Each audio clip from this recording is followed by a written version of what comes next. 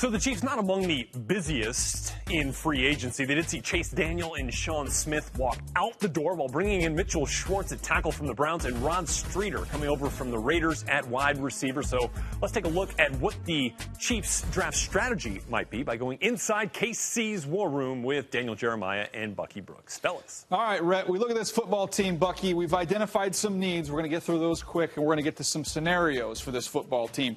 Wide receiver, maybe a little bit more speed, kind of take the top off of the coverage.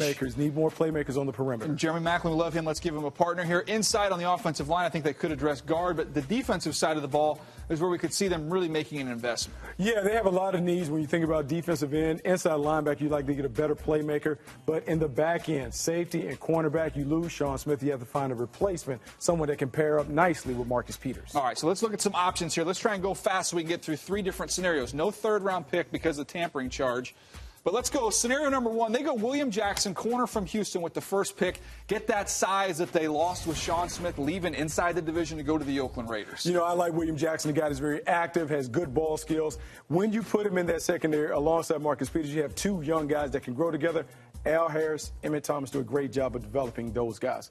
But I'm going to say in the second round, if you get the corner, now you can come and get an outside linebacker. How about Kyler Fackrell? Versatile player. Kind of reminds me a little bit of Connor Barwin in terms of his versatility, his toughness. Andy Reid loves guys that can do a lot. High motor player, a guy that's very, very productive on the outside. Justin Houston's injury makes that a likely pick, even with Dee Ford on hand. All right, let's go to a second scenario. And this one's kind of my wild card because when you look at this football team, you've got a solid quarterback there.